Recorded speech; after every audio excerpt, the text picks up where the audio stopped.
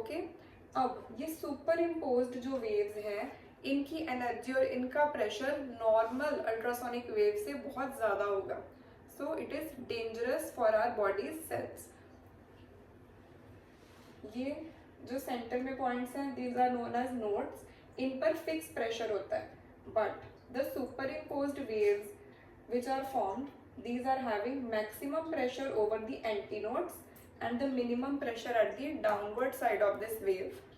Okay, so इसमें क्या हो रहा है, स्टैंडिंग वेव्स जो हैं वो हमारी endothelial cells of the blood vessels को डैमेज कर सकती हैं, जिसकी वजह से हमारे जो ब्लड फ्लो है उसमें ऑब्स्ट्रक्शन आ सकती है। अलॉन्ग विद दैट वहाँ पे प्लेटलेट्स डिपॉजिट हो सकते हैं, ठीक है। There can be the stasis of the blood cells, blood flow जो है वो स्टॉप हो सकता है। Along with that unstable cavitation की कंडीशन भी फॉर्म हो सकती है, which can be for the temporary short period of time. इसे हम ट्रांजिएंट अनस्टेबल कैविटेशन भी बोलते हैं, right. So these things can happen just because of the standing waves. So standing waves को रिड्यूस करने के लिए हमें कम इंटेंसिटी को यूज करना चाहिए, and the ultrasonic head must be moving in a circular direction. Along with that, pulsed mode of the ultrasound should be used.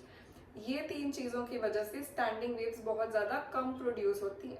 In the clinical practice we don't usually see the effects of the standing wave because ये बहुत ज्यादा negligible होते हैं as we keep on moving the ultrasonic head. The third non thermal effect of the ultrasound is acoustic streaming. So what is acoustic streaming? For example, let me show you at the cellular level. This is a cell membrane and this is the cellular fluid. Okay? जब भी ultrasound tissues के through pass होती है at the cellular level, the cellular fluid begins to move in a circular direction. Okay? ये एक circular direction में move करता है, जिसकी वजह से क्या हो रहा है, it puts pressure on the cell membrane and cell membrane की जो परमिएबिलिटी है वो इंक्रीज हो जाती है।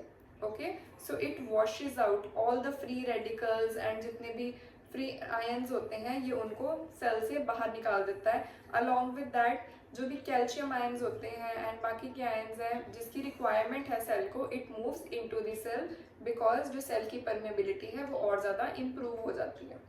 Okay, now we all know that calcium ion is a messenger and ये हेल्प करता है to increase the biological as well as the metabolic activity of the cell. So ये सेल की जितनी भी एक्टिविटीज है उसको और ज़्यादा एक्सेलरेट कर देता है। It also helps in protein synthesis. Now अगर